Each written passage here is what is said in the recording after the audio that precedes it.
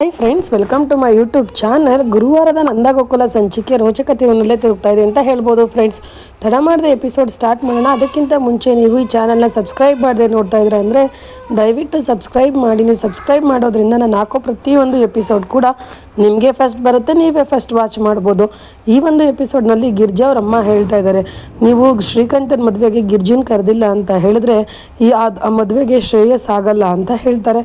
ಅದನ್ನು ಕೇಳಿದಂಥ ಶ್ರೀಕಂಠನ್ ತಾಯಿ ಇಂದ್ರಾಗೆ ಕೋಪ ಬಂದ್ಬಿಟ್ಟು, ಅತ್ತೆ ನೀವೇನು ಹೇಳ್ತಾ ಇದ್ದೀರಾ, ನೀವು ನಿಮ್ಮ ಮಗಳ ಮೇಲಿನ ಆಸೆಗೋಸ್ಕರ ನನ್ನ ಮಗನಿಗೆ ಒಳ್ಳೇದಾಗಬಾರ್ದು ಅಂತ ಬಯಸ್ತಾ ಇದ್ದೀರಾ. ನೀವು ಈ ಥರ ಎಲ್ಲ ಮಾತಾಡಬೇಡಿ. ನೀವು ಯಾಕೆ ಹಿಂಗೆ ಮಾಡ್ತಾ ಇದ್ದೀರಾ?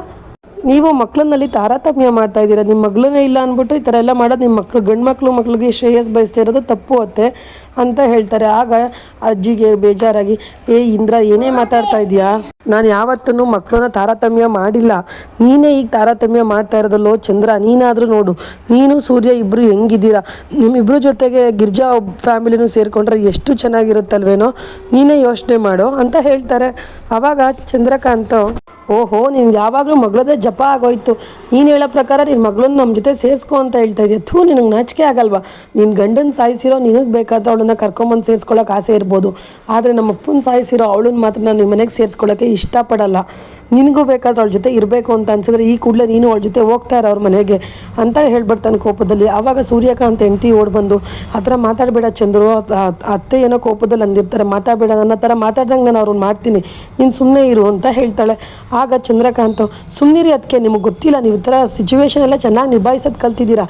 ಈ ಮುದುಕಿ ಈ ಮನೆಯಲ್ಲಿದ್ದು ಬರೀ ಮಗಳದೇ ಜಪ ಆಗೋಯ್ತು, ನನಗೂ ಕೇಳಿ ಕೇಳಿ ಸಾಕಾಗೋಗಿದೆ, ಬಾ ನೀನು ಈ ಮನೆಯಲ್ಲಿ ಇರಬೇಡ ಅಂತ ಹೇಳಿ ಅವ್ರ ಅಮ್ಮನ ಕೈ ಇಟ್ಕೊಂಡು ಆಚೆ ಹೇಳ್ಕೊಂಡೋಗ್ಬಿಟ್ಟು, ನೋಡು ನಿನ್ನ ಮಗಳು ಇಲ್ಲೇ ಬಂದ್ಲು ನೋಡು, ಹೋಗ್ತಾರೆ ಅವಳ ಜೊತೆನೆ ಅಂತೇಳಿ ಬಾಗ್ಲಲ್ಲಿ ತೊಗೊಂಬಂದು ಹೇಳ್ಕೊಂಬಂದು ಬಿಟ್ಬಿಡ್ತಾನೆ. ಆವಾಗ ನಂದಾಗೆ ಕೋಪ ಬಂದು, ಚಂದ್ರಕಾಂತ ಏನೋ ಮಾಡ್ತಾ ಇದೆಯಾ, ನಿಂಗೆ ನಾಚಿಕೆ ಆಗಲ್ವ? ಎತ್ತು ತಾಯಿನ ತೊಗೊಂಬಂದು ಬೀದಿನಲ್ಲಿ ಈ ಥರ ಎಳೆದು ಬಿಡ್ತಾ ಇದೆಯಲ್ಲ, ಇಷ್ಟು ದಿನ ನನ್ನ ಮೇಲೆ ಹಾಗೆ ಸಾಧಿಸಿದ್ದು ಸಾಕಾಯಿತು, ಈಗ ಇನ್ನು ಎತ್ತು ತಾಯಿ ಮೇಲೆ ಸಾಧಿಸ್ತೀಯ, ನಿಂಗೆ ನಾಚಿಕೆ ಆಗಲ್ವೇನೋ ಅಂತ ಬೈತಿದ್ದಾರೆ. ಆವಾಗ ಚಂದ್ರಕಾಂತ್ಗೆ ಕೋಪ ಬಂದು, ಏನೋ ಮಾತಾಡ್ತಾ ಇದೆಯಾ ನೀನು ಯಾವನು ಮಾತಾಡೋದಕ್ಕೆ, ಇದು ನಮ್ಮಮ್ಮನ ಪ್ರಶ್ನೆ, ನಾವು ಮಾತಾಡ್ಕೊತಾ ಇದ್ದೀವಿ, ನೀನು ಯಾವನ ಇದ್ರ ಬಗ್ಗೆ ಮಾತಾಡೋದಕ್ಕೆ ಅಂತ, ನೀನೊಬ್ಬ ಅನಾಥ ಅಂತ ಹೇಳ್ಬಿಡ್ತಾನೆ. ಅದನ್ನು ಕೇಳಿ ಗಿರ್ಜಾಗೆ ಕೋಪ ಬಂದು, ಮುಚ್ಚೋ ಬಾಯಿ, ಏನೋ ಮಾತಾಡ್ತಾ ಇದೆಯಾ, ಅವ್ರಿಗೆ ಮಾತಾಡೋಕೆ ಹಕ್ಕಿಲ್ಲ, ನನಗೆ ಹಕ್ಕಿದೆ ಕಣೋ, ನಾನು ಮಾತಾಡ್ತಾ ಇದ್ದೀನಿ, ನಿನಗೆ ನಾಚಿಕೆ ಆಗಲ್ವೇನೋ, ನಮ್ಮಮ್ಮನ ಇವತ್ತು ಇಲ್ಲಿ ತೊಗೊಂಬಂದು ನಿಲ್ಸಿದ್ಯಲ್ಲ, ನಾಚಿಕೆ ಆಗಲ್ವ ನಿನಗೆ? ಅವ್ರ ಪಾಡ್ಗೆ ಅವ್ರು ಜಪ ಮಾಡ್ಕೊಂಡಿರ್ತಾರೆ ಅಂಥವ್ರನ್ನ ನೀನು ಇಲ್ಲಿ ತಂದು ನಿಲ್ಸಿದ್ಯಾ ಅಂತ ಹೇಳ್ತಾಳೆ. ಆಗ ಅವನು, ಏನು ಜಪ ಮಾಡ್ಕೊಂಡಿದ್ರೆ ಬಿಟ್ಬಿಡ್ತಾ ಇದೆಯಾ, ಅವ್ರು ದೇವ್ರ ಜಪ ಮಾಡ್ತಾ ಇಲ್ಲ, ಯಾವಾಗಲೂ ನಿನ್ನ ಜಪನೇ ಮಾಡ್ತಾ ಇದ್ದಾರೆ, ನಿನ್ನ ಮನೆಗೆ ಕರ್ಕೊಂಬ, ಮನೆಗೆ ಸೇರಿಸ್ಕೊ, ಜೊತೆಯಲ್ಲಿ ಇರಿಸ್ಕೊಳ್ಳಿ ಅಂತ. ನಿನ್ನನ್ನು ನಾವು ಜೊತೆಲಿ ಸೇರಿಸ್ಕೊಳಕ್ಕಾಗುತ್ತೆ? ನಿನ್ನಿಂದಾಗಿ ನಮ್ಮನ್ನು ತುಂಬ ಇಷ್ಟಪಡೋವಂಥ ನಮ್ಮ ತಂದೆನ ಕಳ್ಕೊಂಡ್ವಿ ನಾವು, ನಿನ್ನನ್ನು ಯಾವುದೇ ಕಾರಣಕ್ಕೂ ಈ ಮನೆಗೆ ಸೇರಿಸ್ಕೊಳಕ್ಕಾಗಲ್ಲ. ನೀನೆಂಥ ಕ್ರೂರಿ, ನಮ್ಮ ತಂದೆನ ಕೊಂದಂಥ ಕ್ರೂರಿ ನೀನು, ನಿನ್ನನ್ನು ಎಲ್ಲಿಕ್ಕಿದ್ದೀನಿ ಅಂದರೆ ನಾನು ಕಾಲು ಧೂಳು ಸಮುದ್ರದಲ್ಲಿ ಇಕ್ಕಿದ್ದೀನಿ, ನಿನ್ನನ್ನು ಹುಷಾರು ಅಂತ ಹೇಳ್ತಾನೆ. ಆಗ ಗಿರ್ಜಾ, ನೀನು ನನ್ನನ್ನು ಎಲ್ಲಾದರೂ ನನಗೆ ಬೇಜಾರಿಲ್ಲ, ನಮ್ಮಮ್ಮನ್ನ ಇವತ್ತು ನೀನು ನಿಮ್ಮ ಅಣ್ಣ ಸೂರ್ಯಕಾಂತ್ ಇಬ್ಬರೂ ಈ ಮನೆ ಮಕ್ಕಳು ಓಡೋದ್ರೆ ಮಾತ್ರ ಅವಮಾನ ಅಂತ ಹೇಳ್ತಿದ್ರಿ, ಈಗ ನಿಮ್ಮ ತಾಯಿನ ತೊಗೊಂಬಂದು ಇಲ್ಲಿ ತಂದು ನಿಲ್ಸಿದ್ರೆ ನಿಮಗೆ ನಾಚಿಕೆ ಆಗಲ್ವ? ಇದು ಅವಮಾನ ಆಗಲ್ವ ನಿಮಗೆ? ನಾನು ಓಡೋದೋಳು ನನ್ನನ್ನು ಕ್ಷಮಿಸಲ್ಲ ಅಂತ ಹೇಳ್ತೀರಾ. ಇವತ್ತು ನಮ್ಮಪ್ಪನೇ ಇದ್ದಿದ್ದರೆ ನನ್ನ ಕ್ಷಮಿಸಿ ಒಪ್ಕೊಂಡಿರೋ ಅಂಥ ಗಂಡನ ನಾನು ಮದುವೆ ಆಗಿದ್ದೀನಿ, ನಾನೇನು ಕಾಂಜಿ ಪಿಂಜಿನ ಮದುವೆ ಆಗಿಲ್ಲ.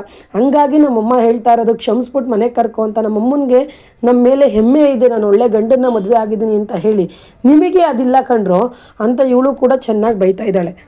ಮತ್ತಿಲ್ಲಿ ಚಂದ್ರ ತಲೆ ತೆಗೆಸ್ಕೊಂಡು ನಿಂತಿರ್ತಾನೆ. ಆಗ ಗಿರ್ಜಾ ಹೇಳ್ತಿದ್ದಾಳೆ, ನೋಡು ನೀನು ಇವತ್ತು ನನ್ನ ಕಣ್ಣಿಗೆ ಸೊನ್ನೆ ಥರ ನೋಡಿ ಕಾಣಿಸ್ತಾ ಇದೆಯಾ, ನಿನಗೆ ತಾಯಿ ಸಾಕೋ ಕೆಪಾಸಿಟಿ ಇಲ್ಲ, ಇವತ್ತಿಂದ ನಮ್ಮಮ್ಮ ನನ್ನ ಸ್ವತ್ತು, ನನ್ನ ಆಸ್ತಿ, ನೀನು ಬಾರಮ್ಮ ಅಂತ ಹೇಳಿ ಕೈ ಇಟ್ಕೊಂಡು ಅವ್ರ ಮನೆ ಒಳಗಡೆ ಕರ್ಕೊಂಡು ಹೋಗ್ತಿರ್ತಾಳೆ. ಅಷ್ಟರಲ್ಲಿ ಸೂರ್ಯಕಾಂತ್ ಬಂದು, ಬಿಡು ನಮ್ಮಮ್ಮನ ಕೈನ ಅಂತ ಹೇಳ್ತಾನೆ. ಅವಳು ಅಣ್ಣ ಅಂತಾಳೆ. ಏನು ಅಣ್ಣನೂ ಇಲ್ಲ, ಏನಿಲ್ಲ, ಬಿಡ್ತಾರೆ ನಮ್ಮಮ್ಮನ ಕೈನ ಅಂತ ಹೇಳ್ತಾಳೆ. ಹೇಳ್ಬಿಟ್ಟು ಅವನು ಕರ್ಕೊಂಡು ಹೋಗ್ತಾ ಇರ್ತಾನೆ ಅವ್ರ ಅಮ್ಮನ. ಆಗ ಚಂದ್ರಕಾಂತ್ ಹೇಳ್ತಾ ಇದ್ದಾನೆ, ಅದು ಇವತ್ತೇನಾಯ್ತು ಗೊತ್ತಾ ಅಣ್ಣ ಅಂತ ಹೇಳಕ್ಕೆ ಬರ್ತಾನೆ. ಇದು ಮಾತಾಡೋ ಜಾಗ ಅಲ್ಲ ಚಂದ್ರ, ಮನೆ ಒಳಗಡೆ ಬಾ, ಎಲ್ಲ ಮಾತಾಡೋಣ ಅಂತ ಹೇಳಿ ಅಲ್ಲಿ ಮನೆ ಒಳಗಡೆ ಕರ್ಕೊಂಡು ಹೋಗ್ತಾನೆ. ಇಲ್ಲಿ ಗಿರ್ಜೆ ಕೆಳಗಡೆ ಕುಸ್ತು ಬಿದ್ದುಬಿಡ್ತಾಳೆ, ಅಮ್ಮ ಅಂತ ಹೇಳಿ. ಆಗ ಅವರೆಲ್ಲ ನಂದ, ಅಮ್ಮು, ಮೀನಾ ಎಲ್ಲ ಬಂದು ಅವಳಿಗೆ ಸಮಾಧಾನ ಮಾಡ್ತಾಯಿದ್ರು, ಅಳ್ಬೇಡಿ ಅಂತ ಹೇಳಿ. ಮತ್ತಿಲ್ಲಿ ಪ್ರಿಯಾ ಮಾಧವ ಎಲ್ಲೋದ ಅಂತ ಹುಡುಕ್ತಾ ಇದ್ದಾಳೆ. ಇಲ್ಲಿ ಹೋಟೆಲಲ್ಲಿ ಮಾಧವ ಎಲ್ಲೂ ಇರಲ್ಲ. ಅಲ್ಲೋಗ್ಬಿಟ್ಟು ಅಡ್ಮಿನ್ನ ಕೇಳ್ತಾಳೆ, ಇಲ್ಲಿ ಮಾಧವ ಅನ್ನೋರನ್ನ ನೋಡಿದ್ರ ನಿನ್ನೆ ಚೆಕ್ಕಿನ್ ಆದ್ವಲ್ಲ ಅವರು, ನಾವು ಅದೇ ಹೈಟಿಗಿದ್ದಾರಲ್ಲ ಅವರು ಅಂತ ಹೇಳ್ತಾಳೆ. ಆಗ ಅವನು ನೀವು ಪ್ರಿಯಾ ಅಲ್ವಾ ಅಂತ ಹೇಳ್ಬಿಟ್ಟು ಅವಳು ಒಂದು ರೋಸ್ ಕೊಟ್ಬಿಟ್ಟು ಐ ಲವ್ ಯು ಅಂತಾಳೆ. ಹಾಂ ಅಂತ ಅಂದ್ಬಿಟ್ಟಿದ್ದೀನಿ ಅಂದ್ಬಿಟ್ಟು ಮುಂದೆ ಹೋಗ್ತಾಳೆ ಪ್ರಿಯಾ. ಅಲ್ಲಿ ಕೂಡ ಕಸ ಗುಡಿಸ್ತಾ ಇರ್ತಾರೆ ಒಂದು ಲೇಡಿ.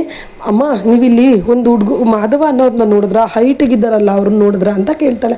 ಆಗ ಕಸ ಗುಡಿಸೋಳು ಕೂಡ ನೀನು ಪ್ರಿಯಾ ಅಲ್ವಾ ಅಂತೇಳಿ ಅವಳು ಒಂದು ರೋಸು, ಒಂದು ಚಾಕ್ಲೇಟು, ಒಂದು ಪತ್ರ ಕೊಟ್ಬಿಟ್ಟು ಐ ಲವ್ ಯು ಅಂತ ಹೇಳ್ತಾಳೆ. ಇದೇನೆಲ್ಲ ಹಿಂಗೆ ಹೇಳ್ತಿದ್ದಾರಲ್ಲ ಅಂತ ಪತ್ರ ಓಪನ್ ಮಾಡಿ ನೋಡಿದಾಗ ಆ ಪತ್ರದಲ್ಲಿ ಮಾಧವ ಒಂದು ಕವನ ಬರೆದ್ಬಿಟ್ಟು ನಾನು ರೆಸ್ಟೋರೆಂಟಲ್ಲಿದ್ದೀನಿ ಬಾ ಅಂತ ಹೇಳಿ ಇಂತಿನಿಂದ ಪ್ರೀತಿಯ ಸುಬ್ಬ ಅಂತ ಬರೆದಿರ್ತಾನೆ.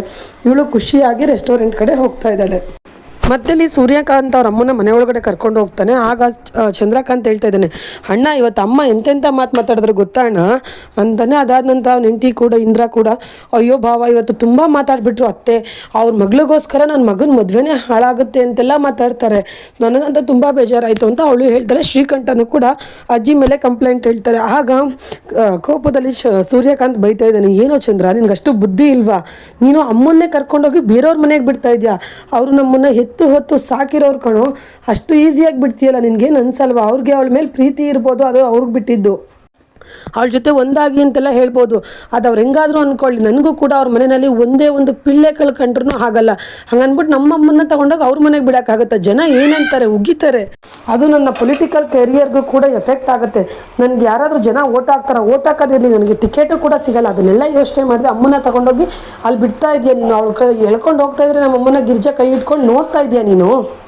ಅಂತ ಹೇಳ್ತಾನೆ. ಆಗ ಚಂದ್ರು ಸಾರಿ ಅಣ್ಣ ಕ್ಷಮಿಸ್ಬಿಡೋಣ, ನಾನು ಇದನ್ನೆಲ್ಲ ಯೋಚನೆ ಮಾಡಲಿಲ್ಲ, ಹಂಗೆ ತಪ್ಪು ಮಾಡಿಬಿಟ್ಟೆ ಅಂತ ಹೇಳ್ತಾನೆ. ಆಗ ಹಂಗನ್ಬಿಟ್ಟು ನೀನು ನಮ್ಮನ್ನೇ ತೊಗೊಂಡೋಗಿ ಆಚೆ ಹಾಕ್ಬಿಡ್ತೀಯಾ, ಹುಷಾರು, ಇನ್ನೊಂದ್ಸಲಿ ನನ್ನ ರಾಜಕೀಯ ವಿಷಯಕ್ಕೆ ಮನೆ ಪರ್ಸ್ನಲ್ ವಿಷಯ ಯಾವುದು ಅಡ್ಡಿ ಆಗಬಾರ್ದು, ಆ ಥರ ಆದರೆ ನಾನು ಮಾತ್ರ ಸುಮ್ಮನೆ ಇರಲ್ಲ, ಹುಷಾರು ಅಂತ ಹೇಳಿ ಅಲ್ಲಿಂದ ಸೂರ್ಯಕಾಂತ್ ಓಡ್ತಾನೆ. ಆವಾಗ ಇಂದ್ರ ಹೇಳ್ತಾ ಇದ್ದಾಳೆ ಅವ್ರ ಅತ್ತೆ ಹತ್ರ ಹೋಗ್ಬಿಟ್ಟು, ಓಹೋ ಅತ್ತೆ ಇವತ್ತು ಬಲಗಡೆ ಎದ್ಬಿಟ್ಟಿದ್ದೀರಾ ನೀವು, ಅದಕ್ಕೆ ಭಾವ ಇವತ್ತು ನಿಮಗೆ ಬೈದೆ ನನ್ನ ಗಂಡಂಗೆ ಬೈದು ಹೋಗ್ತಾ ಇದ್ದಾರೆ ಅಂತ ಮತ್ತೆ ಚುಚ್ಚು ಮಾತಾಡ್ತಾ ಇದ್ದಾಳೆ.